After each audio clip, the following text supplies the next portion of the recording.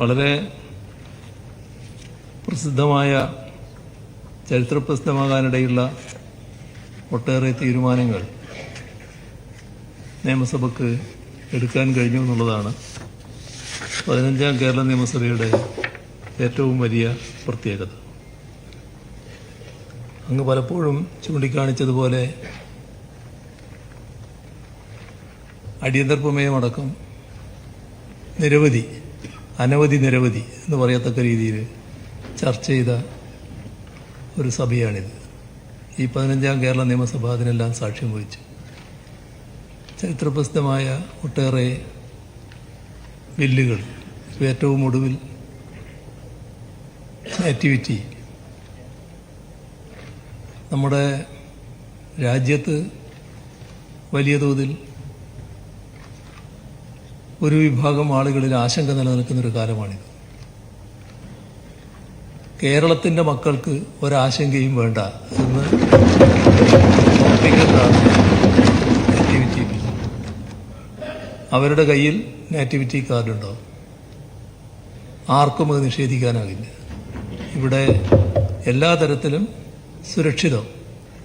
നമ്മുടെ നാട് എപ്പോഴും സുരക്ഷിതമാണ്. പക്ഷേ ആ സുരക്ഷിതത്വത്തെ ചോദ്യം ചെയ്യുന്ന ഒട്ടേറെ കാര്യങ്ങൾ രാജ്യത്ത് സംഭവിക്കുന്ന സാഹചര്യത്തിൽ ഇത് വളരെ പ്രസക്തമായൊരു കാര്യമാണ്. ഇങ്ങനെയുള്ള ചരിത്രപ്രസിദ്ധങ്ങളായ ഒരുപാട് നിയമനിർമ്മാണങ്ങൾ നടത്താൻ നമുക്ക് കഴിഞ്ഞിട്ടുണ്ട്. പൊതുവെ അഭിമാനിക്കാവുന്ന ഒരു കാര്യമാണ് സർ. പക്ഷേ എല്ലാം കൂടി ചേരുന്നതാണല്ലോ ഈ സഭ എന്ന് പറയുന്നത്. അതിലേറ്റവും പ്രധാനപ്പെട്ടതാണ് പ്രതിപക്ഷത്തിൻ്റെ റോൾ. സർ, ജനാധിപത്യത്തിൽ ഭരണപക്ഷവും പ്രതിപക്ഷവും വളരെ പ്രധാനമാണ്. സർ, നമ്മുടെ സംസ്ഥാനത്തുള്ള ഏറ്റവും ദൗർഭാഗ്യകരമായ അവസ്ഥ, ഇവിടെ പ്രതിപക്ഷം ക്രിയാത്മകമായ പ്രതിപക്ഷമല്ല എന്നുള്ളതാണ്. സർ, ചർച്ചയെ ഭയപ്പെടുന്നൊരു പ്രതിപക്ഷമാണിത്. സർ, ഇപ്പോൾ ഈ സമ്മേളനത്തിൻ്റെ അവസാന ദിവസമാണ് നമ്മളിരിക്കുന്നത്. ഈ സമ്മേളനം എന്ന് പറയുന്നത് വരുന്ന നിയമസഭാ തെരഞ്ഞെടുപ്പിന് മുൻപ് നടക്കുന്ന ഒരു സമ്മേളനമാണ്. സാധാരണ നിലയിൽ പ്രതിപക്ഷം ഭരണപക്ഷത്തെ അങ്ങ് ശ്വാസം മുട്ടിക്കുമാറുള്ള ഒരുപാട് ആക്ഷേപങ്ങൾ, ആരോപണങ്ങൾ എല്ലാം സഭയിൽ ഉന്നയിക്കേണ്ട ഒരു ഘട്ടമാണ്. സ്വാഭാവികമായിട്ട് ഉന്നയിക്കും. പക്ഷേ സർ, ഇവിടെ ഗവൺമെന്റിനെ പറ്റി എന്ത് ആരോപണം ഉന്നയിക്കുക, എന്ത് ആക്ഷേപം ഉന്നയിക്കുക? അപ്പോൾ അത്തരത്തിലൊന്നും ഉന്നയിക്കാനില്ല എന്നുള്ളത് കൊണ്ട് അവർ പൂർണ്ണമായി തന്നെ സഭ ബഹിഷ്കരിക്കുന്ന നിലയാണുണ്ടായത്. നമ്മൾ ഇതുപോലുള്ള ഒരു സമ്മേളനത്തിൽ വളരെ വിശദമായി ചർച്ച ചെയ്യാൻ കഴിയുന്ന ഘട്ടമാണ് നയപ്രഖ്യാപന പ്രസംഗത്തെക്കുറിച്ചുള്ളത്. അതിൽ അവസാന ദിവസം ചർച്ചയിൽ പങ്കെടുത്തു എന്നുള്ളത് ഒഴിച്ചാൽ ബാക്കി ദിവസങ്ങളൊക്കെ ഒഴിവായിരുന്നല്ലോ. നയപ്രഖ്യാപന പ്രസംഗം മാത്രമല്ല, ബജറ്റിനെ കുറിച്ചുള്ള ചർച്ച വളരെ വിശദമായ ചർച്ചയല്ലേ നടക്കുക. ആ ചർച്ചയിൽ നമ്മുടെ പ്രതിപക്ഷത്തെ കാണാൻ പറ്റിയില്ലല്ലോ, പ്രതിപക്ഷം ഉണ്ടായില്ലല്ലോ. ഇതുപോലെ ഏതെങ്കിലും ഒരു പ്രതിപക്ഷത്തെ എവിടെയെങ്കിലും കാണാൻ സാധിക്കും? സർ, ഒരു സമ്മേളന കാലയളവിൽ അടിയന്തര പ്രമേയം അവതരിപ്പിക്കാൻ ഭയപ്പെടുന്ന പ്രതിപക്ഷത്തെ ലോകത്തെവിടെയെങ്കിലും കണ്ടിട്ടുണ്ട്? സാധാരണ അടിയന്തര പ്രമേയം എന്നൊക്കെ പറഞ്ഞാൽ ചാട്ടുളി പോലെ ഭരണപക്ഷത്തിന് നേരെ, ഗവൺമെന്റിന് നേരെ വലിയ ആക്രമണമായിട്ട് വരുന്നൊരു കാര്യമല്ലേ. ഇവിടെ അതിന് ധൈര്യമുണ്ടായോ പ്രതിപക്ഷത്തിന്? അവതരിപ്പിക്കാനുള്ള ധൈര്യമുണ്ടായോ? കാരണം അവതരിപ്പിച്ചാൽ അതിനെല്ലാം മറുപടി കിട്ടുമല്ലോ. അതിനെ ഭയപ്പെടുകയല്ലേ. ചർച്ചയെ ഭയപ്പെടുന്ന ഒരു പ്രതിപക്ഷം സർ, നമ്മുടെ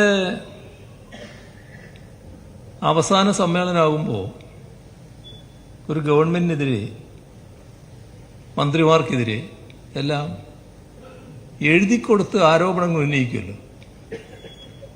കാരണം നേരെ തെരഞ്ഞെടുപ്പിലേക്ക് പോവുകയല്ലേ. അപ്പോൾ ഗവൺമെന്റിനെ വല്ലാതെ പ്രതിക്കൂട്ടിൽ നിർത്താൻ വേണ്ടി ആരോപണങ്ങൾ ഉന്നയിക്കാൻ തയ്യാറാവുകയില്ല. ഏതെങ്കിലും ഒരു ചെറിയ ആരോപണമെങ്കിലും ഈ സഭയിൽ ഉന്നയിക്കാൻ അവർക്ക് കഴിയും.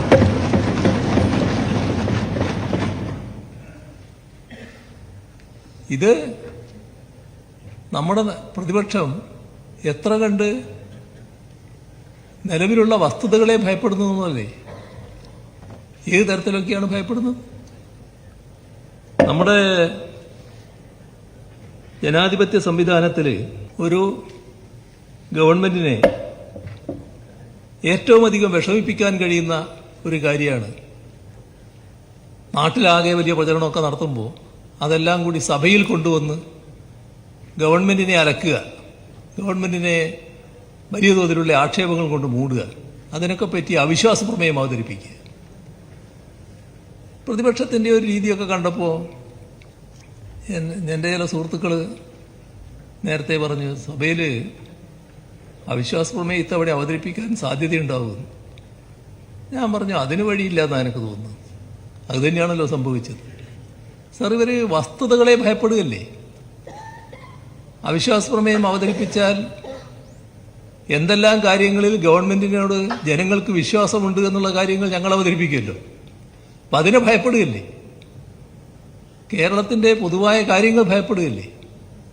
സർക്കാർ ഇതേവരെ ചെയ്ത കാര്യങ്ങൾ ഭയപ്പെടുകയല്ലേ. ഇങ്ങനെ ചർച്ചയെ ഭയപ്പെടുന്ന ഒരു പ്രതിപക്ഷം, അതാണ് നമുക്ക് കാണാൻ സാധിക്കുന്നത്.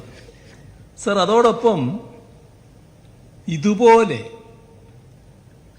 വികസന വിരുദ്ധരായൊരു പ്രതിപക്ഷം എവിടെയെങ്കിലും ഉണ്ടായിട്ടുണ്ട്? സർ, നമ്മളെല്ലാം നാടിൻ്റെയും ജനങ്ങളുടെയും ഉന്നമനല്ലേ ആഗ്രഹിക്കുന്നത്? അതിനുവേണ്ടിയല്ലേ നിലകൊള്ളേണ്ടത്?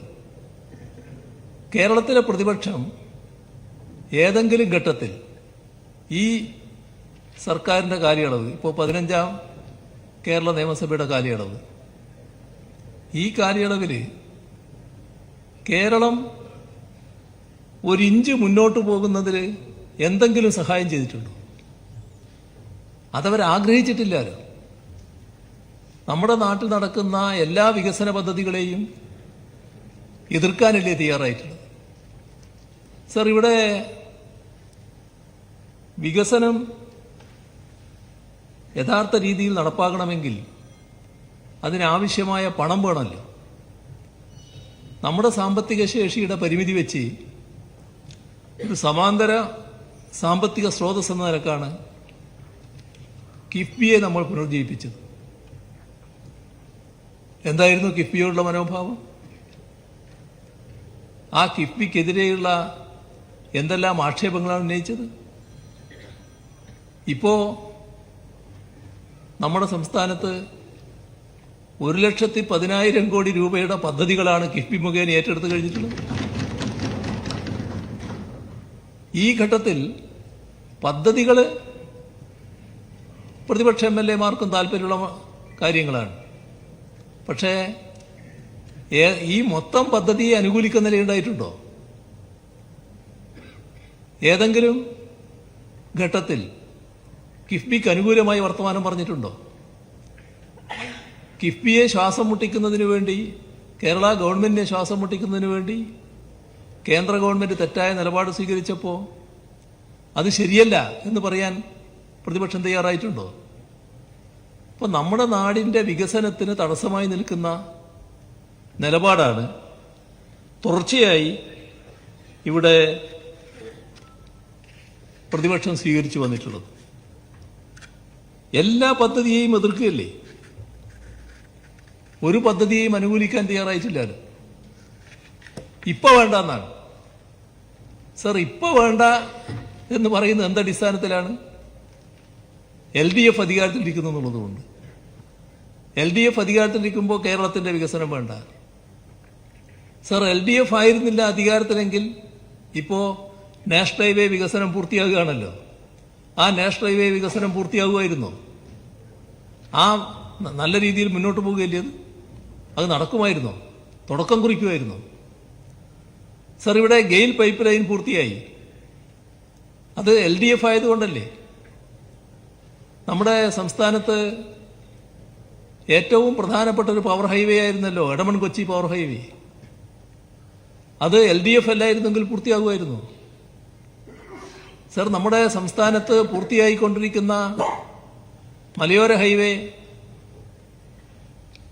തീരദേശ ഹൈവേ LDF അല്ലായിരുന്നെങ്കിൽ ആ പദ്ധതിയെക്കുറിച്ച് ആലോചിക്കാൻ കഴിയുമോ?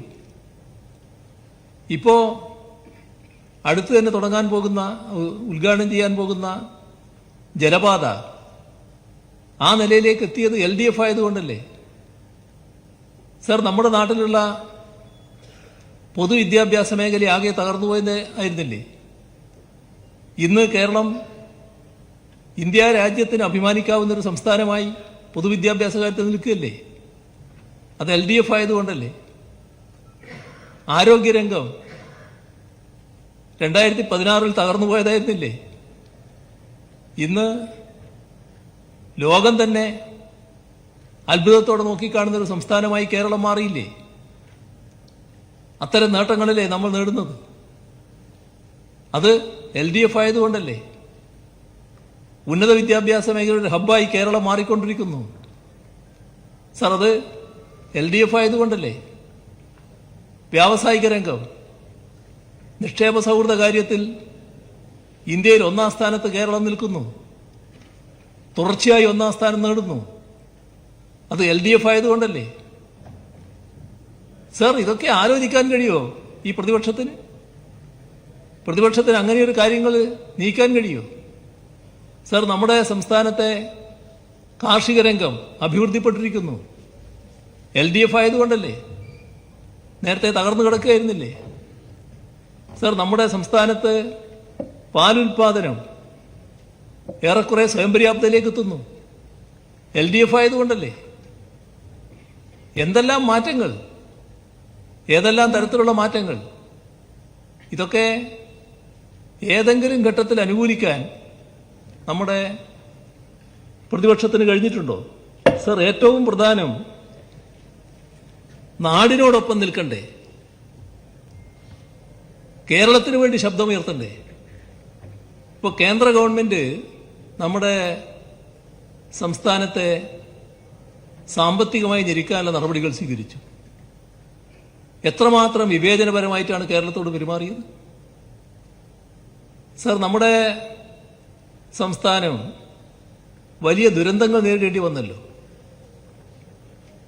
ഏതെല്ലാം തരം ദുരന്തം? ഓക്കി, 2018 മഹാപ്രളയം, 19 അതിരൂക്ഷമായ കാലവർഷക്കെടുതി, തൊട്ടു പിന്നാലെ കോവിഡ്, ഇപ്പം ഏറ്റവും ഒടുവിൽ മുണ്ടക്കൈ ചൂർമല. ഈ എല്ലാ കാര്യങ്ങളും ഒന്ന് എടുത്തു നോക്കിയാൽ ഏതെങ്കിലും ഘട്ടത്തിൽ നമ്മുടെ സംസ്ഥാനത്തിന് അർഹമായ സഹായം നൽകാൻ കേന്ദ്ര ഗവൺമെന്റ് സന്നദ്ധമായോ? അങ്ങേയറ്റം കുറ്റകരമായ നിലപാടല്ലേ സ്വീകരിച്ചത്? ആ കുറ്റകരമായ നിലപാട് സ്വീകരിക്കുമ്പോൾ നമ്മൾ ഒറ്റക്കെട്ടായി അതിനെതിരെ നിൽക്കണ്ടേ? കേരളത്തിന്റെ ആവശ്യമില്ലേ? കേരളം തകർന്നു പോകില്ലേ? ആ തകരാതെ രക്ഷിക്കണ്ടേ കേരളത്തെ? എല്ലാവരും കൂടി ഒന്നിച്ച് നിന്നുകൊണ്ടല്ലേ അതിന് ശ്രമിക്കേണ്ടത്? ഏതെങ്കിലും ഘട്ടത്തിൽ നമ്മുടെ പ്രതിപക്ഷത്തിന് നിൽക്കാൻ കഴിഞ്ഞോ? നമ്മുടെ പ്രതിപക്ഷം ആ ഘട്ടത്തിലും സർക്കാരിനെ കുറ്റപ്പെടുത്താണല്ലോ നോക്കിയത്. കേന്ദ്ര ഗവൺമെന്റ് ന്യായങ്ങളോടൊപ്പാണല്ലോ നിന്നത്. നമ്മുടെ പാർലമെന്റിൽ അണിനിരന്നിട്ടുള്ള UDFന്റെ MP-മാർക്ക് അവരിൽ ആർക്കെങ്കിലും ഒരാൾക്ക് കേരളത്തിന് വേണ്ടി ശബ്ദിക്കാൻ കഴിഞ്ഞോ? കേന്ദ്ര ഗവൺമെന്റ് തെറ്റായ കാര്യങ്ങൾ ചെയ്യുമ്പോൾ, കേരളത്തെ അവഗണിക്കുമ്പോൾ ഇത് ശരിയല്ല എന്ന് പറയാൻ പറ്റിയോ? കേരളത്തിന് അർഹമായത് ചോദിക്കാൻ കഴിഞ്ഞോ? എന്തേ അവരുടെ നാക്ക് അനങ്ങാതിരുന്നത്? എന്തുകൊണ്ടാണ് അങ്ങനെ ഒരു നിലപാട് വരുന്നത്? സർ, ഇത് നമ്മുടെ പ്രകൃതി ദുരന്തവുമായി ബന്ധപ്പെട്ട സഹായത്തിന്റെ കാര്യമാണെങ്കിൽ കേരളത്തെ സാമ്പത്തികമായി ഞെരുക്കാനുള്ള ഒട്ടേറെ നടപടികളാണല്ലോ കേന്ദ്ര ഗവൺമെന്റ് ഭാഗത്തുനിന്നുണ്ടായത്. അതിലൊന്ന്, നമുക്ക് ഒരു സംസ്ഥാനം എന്ന നിലക്ക് ലഭിക്കേണ്ട കേന്ദ്ര വിഹിതം ന്യായമായത് ലഭിച്ചോ? അർഹതപ്പെട്ടത് നിഷേധിച്ചില്ലേ? ജനസംഖ്യാനുപാതികമായിട്ട് പോലും തന്നില്ലാലോ. ശബ്ദിക്കണ്ടേ? ഈ സംസ്ഥാനത്തുള്ളൊരു മുന്നണി ശബ്ദിക്കാൻ തയ്യാറാകണ്ടേ? സർ, 2016 വരെയുള്ള അനുഭവം എടുത്താൽ 1980 ശേഷം മാറി മാറി അധികാരത്തിൽ വന്നൊരു മുന്നണിയാണല്ലോ ഇത്. അതിന് മുൻപുള്ള കാലം എടുത്താൽ കുറെ അധികം കാലം അധികാരത്തിലിരുന്നൊരു മുന്നണിയാണല്ലോ അത്. ഈ കേരളത്തിൽ നിരവധി കാലം അധികാരത്തിലിരുന്ന ഒരു മുന്നണിക്ക് കേരളത്തിൻ്റെതായ പ്രശ്നങ്ങൾ ഉന്നയിക്കാൻ പറ്റുന്നില്ല. അതുമായി ബന്ധപ്പെട്ട് കാര്യങ്ങൾ അവതരിപ്പിക്കാൻ പറ്റുന്നില്ല. കേന്ദ്ര ഗവൺമെന്റിനോട് പറയാൻ പറ്റുന്നില്ല. കേരളത്തെ ശ്വാസം മുട്ടിക്കാൻ നോക്കുമ്പോൾ അതിൽ ശബ്ദിക്കുന്നില്ല. സർ, LDFനോടുള്ള രാഷ്ട്രീയ വിരോധം വെച്ച് നമ്മുടെ സംസ്ഥാനത്തെ ശ്വാസം മുട്ടിക്കുന്ന നിലപാട് സ്വീകരിക്കുന്ന കേന്ദ്ര ഗവൺമെന്റിനെ ന്യായീകരിക്കാവൂ? അതിനല്ലേ തയ്യാറായത്? നമ്മുടെ സംസ്ഥാനത്തിന് സ്വാഭാവികമായി എടുക്കാനുള്ള കടം, ആ കടമെടുക്കുന്നതുമായി ബന്ധപ്പെട്ട് എന്തെല്ലാം തെറ്റായ കാര്യങ്ങളാണ് ഇവർ പ്രചരിപ്പിച്ചുകൊണ്ടിരുന്നത്, ഇപ്പോഴും പ്രചരിപ്പിക്കുന്നത്. നമ്മളെന്തോ ഭീമമായ കടക്കണിയിലാണെന്ന് വരുത്താനാണല്ലോ ശ്രമം. വസ്തുതയാണോ അത്? നുണയല്ലേ അത്? നമ്മുടെ വിഭവശേഷി വെച്ചാൽ, നാം വരുത്തിയ വർധന വെച്ചാൽ നല്ല മികവാർന്ന നിലയിലല്ലേ കേരളം നിൽക്കുന്നത്. മറ്റ് സംസ്ഥാനങ്ങളുമായി താരതമ്യപ്പെടുത്തിയാൽ നമ്മൾ ഭീമമായ കടമുള്ളവരല്ലോ. പക്ഷേ നമ്മുടെ കടം വെട്ടിക്കുറച്ചപ്പോൾ അതിനെതിരെ അക്ഷരം സംസാരിക്കാൻ തയ്യാറില്ല. സംസ്ഥാനത്തിന്റെ വിഹിതം സംസ്ഥാനവും കേന്ദ്രവും കൂടി നടപ്പാക്കുന്ന പദ്ധതികളിൽ സംസ്ഥാന വിഹിതം വർദ്ധിപ്പിച്ചപ്പോൾ അതിനെതിരെ ശബ്ദിക്കാൻ തയ്യാറായോ?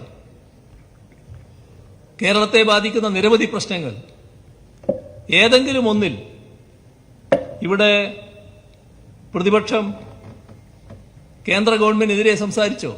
സർ, 2016 നിയമം മോഡലും 2025 കരുവന്നൂർ മോഡലും ഒക്കെ മനസ്സിൽ വെച്ചുകൊണ്ട് നീക്കല്ലേ അവർ നടത്തിക്കൊണ്ടിരിക്കുന്നത്. അതിന്റെ ഭാഗമായിട്ടല്ലേ കേന്ദ്ര ഗവൺമെന്റിനെതിരെ ശബ്ദിക്കാൻ തയ്യാറാകാത്തത്? ഏതെങ്കിലും ഒരു പ്രതിപക്ഷം ഇത്തരമൊരു നിലപാട് സ്വീകരിക്കുമോ? സർ, നമ്മുടെ കേന്ദ്ര ഗവൺമെന്റിന്റെ നടപടികൾക്കെതിരെ വലിയ തോതിലുള്ള പ്രതിഷേധം കേരളത്തിന്റെ ഭാഗത്തുനിന്ന് ഉയർന്നു വന്നു. കേരളത്തിൽ പ്രതിഷേധം ഉയർന്നു, രാജ്യ തലസ്ഥാനത്ത് പ്രതിഷേധം ഉയർന്നു. ഭരണപക്ഷം എന്ന നിലക്ക് ഞങ്ങൾ അഭ്യർത്ഥിച്ചല്ലോ പ്രതിപക്ഷത്തോട്, നിങ്ങളും കൂടി സഹകരിക്കണം. സഹകരിക്കാൻ തയ്യാറായോ? എന്തുകൊണ്ടാണ് സഹകരിക്കാത്തത്? എന്താണ് ഇവരെ വിലക്കുന്നത്? കേരളത്തിനു വേണ്ടി ഒന്നിച്ചു നിൽക്കാൻ പറ്റണ്ടേ? ഒന്നിച്ചു നിൽക്കാൻ കഴിഞ്ഞില്ലല്ലോ.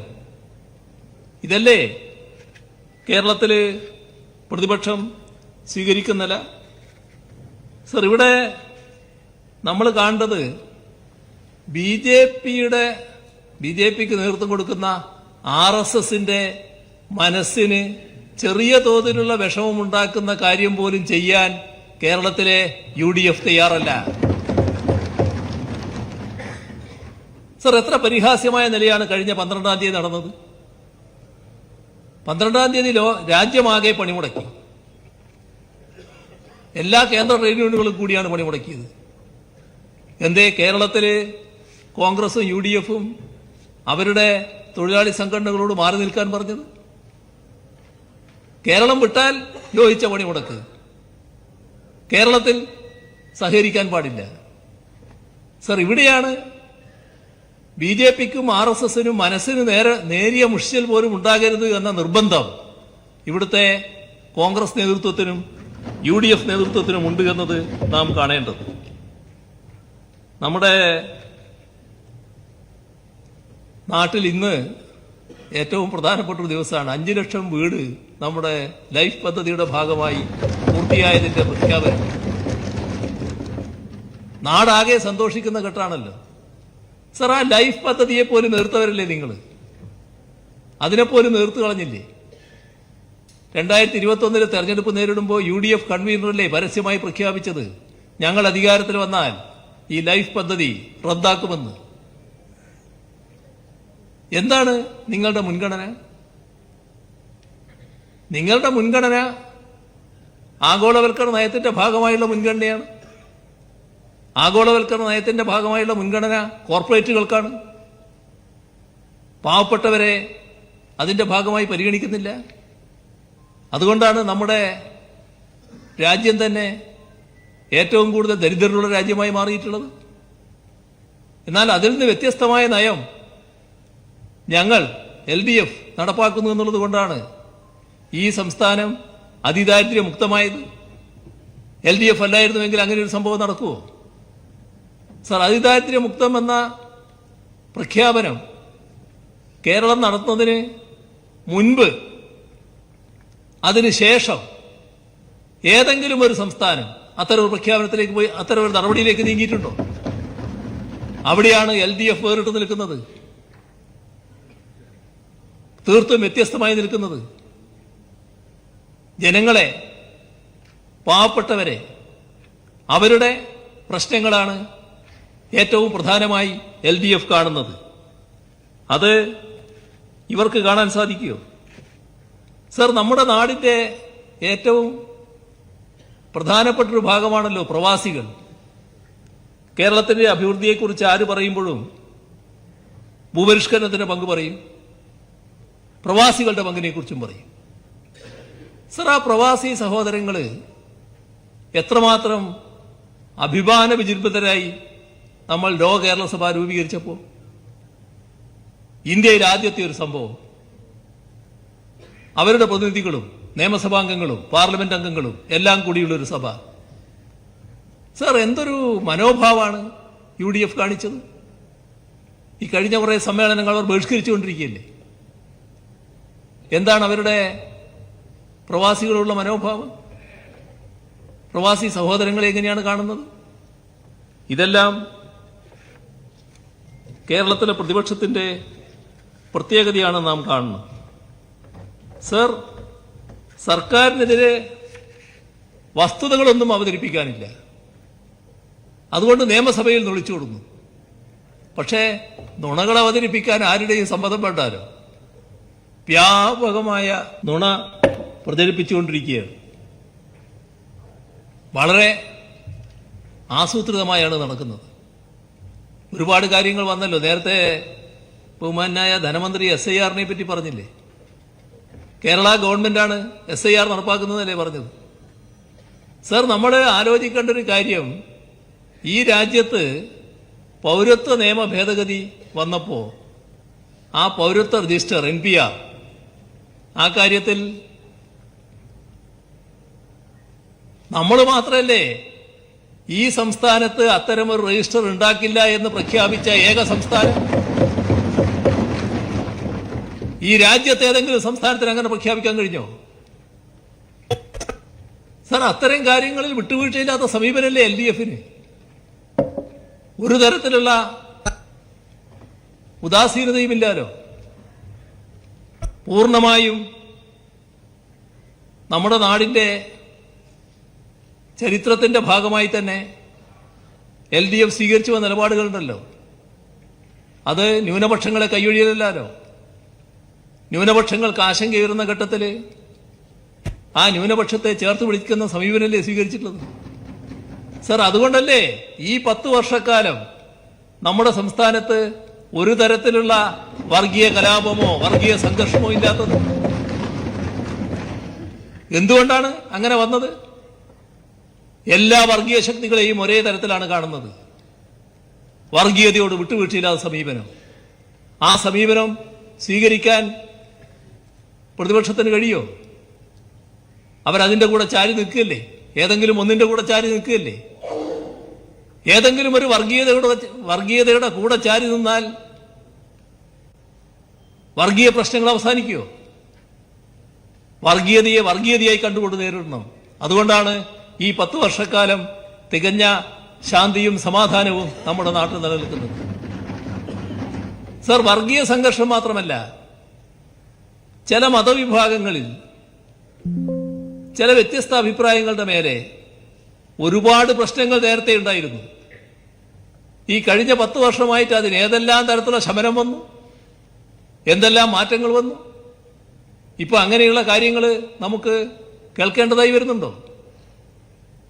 സർ, അതൊക്കെ LDFന്റെ പ്രത്യേകതയാണ് എന്ന് നാം കാണണം. അപ്പോ അത്തരം കാര്യങ്ങളെ വക്രീകരിക്കാൻ നുണകൾ പ്രചരിപ്പിക്കുക. യാഥാർത്ഥ്യം നാട്ടുകാരുടെ മുന്നിലെത്തുമ്പോഴേക്ക് നുണ നല്ലതുപോലെ വ്യാപിച്ചു കഴിയുമല്ലോ. സത്യം ചെരിപ്പിടുമ്പോഴേക്ക് നുണ ലോകം ചുറ്റിക്കഴിയുന്നല്ലേ ഒരു ചൊല്ല്. അതിന് വരെ ഗീബൽസിനെ തോപ്പിച്ചിരിക്കുകയാണ്. ഗീബൽസിനേക്കാളും മിടുക്കരായി മാറിയിരിക്കുന്നു. ആ തരത്തിലാണ് നുണകൾ പ്രചരിപ്പിച്ചുകൊണ്ടിരിക്കുന്നത്. അതിന്റെ ഭാഗമായാണ് ഒരു ഉദാഹരണം SIR പറഞ്ഞത്. സർ, ഞങ്ങൾ നുണകളിയൊന്നും ആശ്രയിക്കുന്നവരല്ല. ഞങ്ങൾക്ക് വസ്തുതകളാണ് പ്രധാനം. ആ വസ്തുതകളും യാഥാർത്ഥ്യങ്ങളും നാടിന്റെ മുന്നിൽ അവതരിപ്പിക്കുകയാണ്. നാടിനെ ഏതെല്ലാം രീതിയിൽ അഭിവൃദ്ധിപ്പെടുത്താൻ കഴിയും എന്നുള്ളതാണ് ഞങ്ങൾ നോക്കിയിട്ടുള്ളത്. തികഞ്ഞ സംതൃപ്തി ഈ 15ാം കേരള നിയമസഭയുടെ സമാപന സമ്മേളനത്തിലേക്ക് എത്തുമ്പോൾ ഞങ്ങൾക്കുണ്ട്. ഞങ്ങളാൽ ആകാവുന്ന വിധം നാടിനെ നല്ല രീതിയിൽ ഉയർത്താനും വളർത്താനും സാധിച്ചിട്ടുണ്ട് എന്ന സംതൃപ്തി തന്നെയാണുള്ളത്. ആ സംതൃപ്തി രേഖപ്പെടുത്തിക്കൊണ്ട് ഈ